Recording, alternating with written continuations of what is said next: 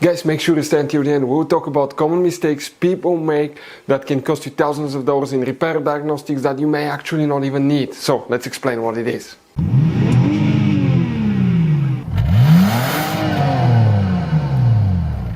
Hey guys, welcome back to World Mechanics. Super quick, very helpful video for any of you having a warning message on the dash that says service electronic stability control on Jeep Cherokee this generation here from year 2014 to year 2023. Guys, please do not waste any money on parts, tools, diagnostics until you watch that video. It could be quite simple fix, and after that, if you need to buy any replacement parts and tools, guys, we will share the information in the description of the video below. Check it out and you can see where we get most of our tools and supplies from as well. So let's start on it now.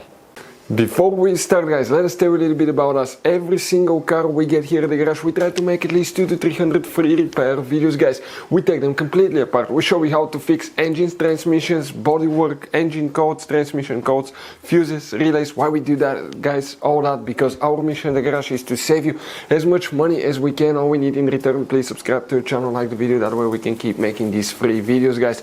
Check out our YouTube channels. That's where, guys, you can find more than 19,000 free repair videos that can save you thousands of dollars in free repair. So let's go ahead and start on it now.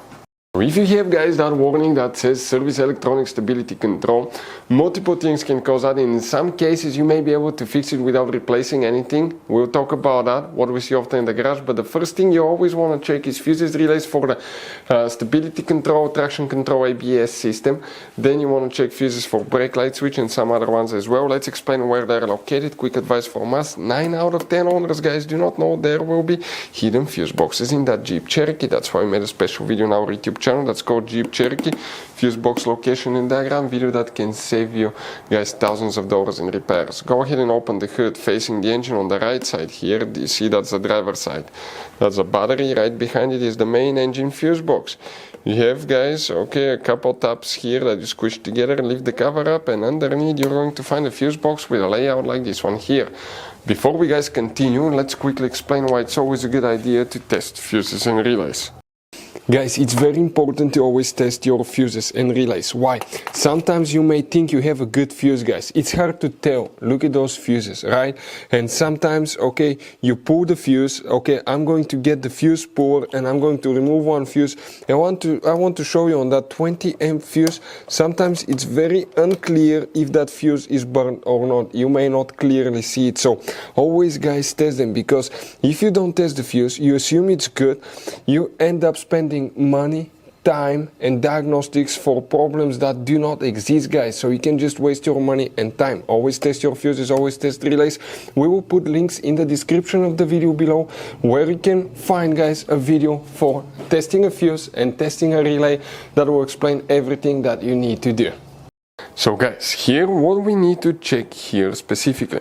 Now, talking about that, okay, we're going to start with fuse number 14, guys. Okay, you wonder where fuse number 14, guys, will be located. Okay, check this double micro 3-blade fuse. This is 2 fuses built in 1 fuse that you will need to check. After that, guys, you will need to locate another fuse, and that's fuse number 30. Another double micro 3-blade fuse right here. Next, you need to check fuse number 53. We're talking about this fuse right here. Check that fuse, guys, right there, 53. Next, you need to locate fuse number 77. And 77 is another micro 3-blade double fuse right here, that micro 3-blade fuse. Next, guys, what we need to check specifically is fuse 93. You wonder where it's located? It's right here, guys, fuse 93. Now, if you still have problems, we have that warning light message, guys, on the dash. Okay, multiple things can cause that, but something that we almost always check, okay, is problems with the brake light switch. Let us show you guys what we have here on the brake panel. Okay, that's Dodge vehicle, but Dodge Jeep Chrysler are built by the same company, so it will be almost identical.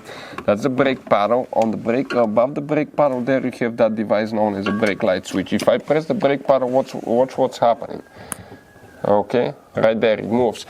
This detects when you apply the brakes. If your brake light switch is bad, okay, that can cause it. Sometimes you need to calibrate the brake light switch on some modern vehicles as well. Now, another thing, guys, if you did alignment, suspension work on your vehicle, or you haven't recently, guys, calibrated the steering angle sensor. You have a sensor in the steering wheel that detects how much you turn the steering wheel. Okay, and let us show you what it looks like right here. Now, if it's not calibrated, that can often, guys, cause, okay, that warning as well. So you may need to calibrate the steering angle sensor. Bad steering angle sensor can cause that too. If you want to see how to test steering angle sensor, we'll have videos on the channel, guys, okay, that will teach you all about that. Another thing that we see often in the garage that can cause that, guys, on every wheel, on every tire, you're going to have one sensor known as ABS sensor. Some people call it wheel speed sensor. That ABS sensor detects how fast each tire is going. Those sensors are installed on the back side of the hub behind the disc. Usually they're exposed to a lot of heat from the brakes, dust, rust, snow, sleet, water, sand, anything you can think of, guys. So eventually on older vehicles they start to fail. So it could be bad ABS sensor. If you want to see how to test ABS sensor, we'll have videos on the channel that will explain that. We see that quite often too. Next, okay, guys, that's ABS and traction control module. This is the device for the electronic stability control ABS braking system. Now this is the computer. This is the computer assembly with the traction control valve body and ABS brake pump. Now inspect that wiring harness right here, because, guys, here, okay, it could be where, okay, you have a loose, okay, loose sometimes, okay, you may have a loose connection that can have moisture buildup, okay, or a loose wire. We had a loose wire here before that caused that problem as well. If you notice that problem when it rains or it's high humidity, it could be where this is losing its seal, and as a result, guys, okay, it could be because of that gasket here as well. That can cause it to malfunction that way, okay, and you either need to reseal it or you need to replace it. Sometimes it could be a bad ABS, electronic stability control module. You have to replace and reprogram it. We'll have video on the channel how to do that on a Dodge Jeep vehicle. Next thing, guys, okay, of course, okay, it could be, let me show you that sensor right here. This is for the traction control. This is the known as a yaw rate sensor, YAW rate sensor. This sensor, guys, is a traction control sensor that detects the speed of the vehicle going, okay, forward, backwards, upside, upwards, downwards, left, right. It's usually in the center console, under the center console. Now, we had a loose wire here before that caused that problem as well. Now, guys, of course, it could be other things as well, but we'll recommend to check your brake fluid reservoir, okay, and make sure you have enough brake fluid, and make sure you flush your brake fluid according to the schedule in the maintenance book. But if you're low on brake fluid, that can cause that problem too, guys. So you will need to check that. We'll have video how to flush brake fluid on a car as well if you need help with that. But the easiest way to figure out exactly what's wrong is to connect a scanner that can access the electronic stability control module, read the code, and go from there. If you want to see which scanner to use, we'll share the link in the description of the video below. Check it out. We'll put it there for your convenience, guys. That's the one that we use most of the time.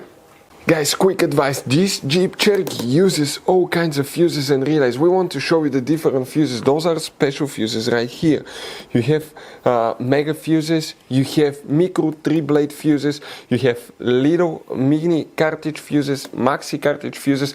Guys, those are super hard to find. If you're in the middle of nowhere, you may have a hard time finding a replacement one, and you may end up being stuck in the middle of nowhere. So buy some, keep some spare ones in the glove box for peace of mind. We're going to share the information in the description of the video below where you can get fuses, relays at a really good price. That's where we get all our tools and supplies from, guys. If you have any questions, don't hesitate to let us know. If we have time and resources, we'll try to make video for your problem, guys. Thank you for watching. See you next time.